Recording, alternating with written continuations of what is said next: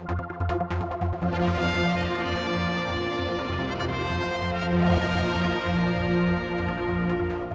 Martin Malone is back on dry land, and I wanted to catch up with him because he's got the story to tell of the 6-Bay Challenge all around the island. Saturday was not a good day in the end. I mean, I know you have found a window, but it got worse as the day went on. Yeah, it was difficult as the week went on. Saturday was looking like it was the perfect day, and then as we got closer to Saturday, the weather started to deteriorate, and we were looking at force 5, strong southerly wind coming into Guernsey and Castletown, so it got worse as we got through the week, unfortunately. For those who didn't see the first interview we just did on the promenade, this was before the event, but you did this for charity. You set this goal for our listen and all this, which is fantastic. I know Zurich have been really supportive as well, your guys. Yeah. And we got this video which you and your friends have been taking, because I didn't get there, long story. But it does look incredibly challenging. I mean, was there any moment you thought, I can't do it? Or? Well, driving along Guernsey at 7:30, looking out at the sea and the huge rollers coming in on Saturday morning was, oh no, I was hoping it wouldn't be this bad.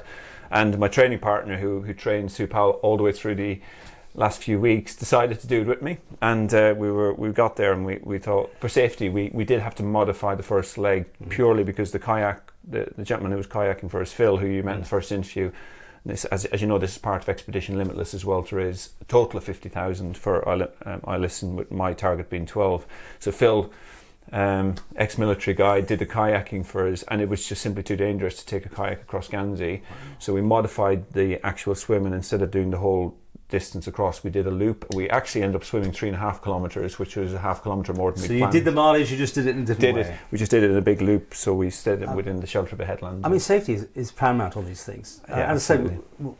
I think the winds were getting up. The Douglas one at the end, that was a big effort, wasn't it? Because did you have, was it headwinds or tide? Or we had a tide and wind working against us going across Douglas. It was an hour and 40 minutes. Normally that takes between 50 and 60 minutes to swim across, so an hour and 40 battling against the tide and the wind in the dark, because we finished in the dark.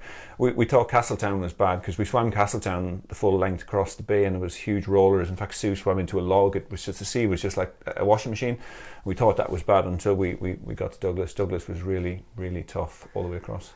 Well, congratulations, and the money you raised. And this is a good chance to put up the details again for the link to the Zurich and all that. And is that it for now? Anything else you need to get out of your system? Are you happy? I need some recovery now. My shoulders. Is that what it hurt? So we swam probably 11, maybe even 11.5 kilometres in total, and that takes its toll on the body, so we need a bit of recovery time, and especially in rough seas it was even harder. So any jellyfish out there? No, too late in the season, but it was cold. 13, 14 degrees, even with a wetsuit you're still getting cold. We were cold all day. You just accept the fact that you're going to be cold and just get on with it, and that was it. We just got on with it, and we knew we were going to finish it, and we did. So we're up to 11,500 with our target being 12, and I think we're going to get there. So we're really pleased. We're over the moon, and we had corporate support as well from 6 corporates, which I've mentioned on my social media, and thanked them all for their input. And then we've had the public who've been really amazing and generous. So our target of 12 grand, we're just there. It's been brilliant. So thank you to everybody who's donated.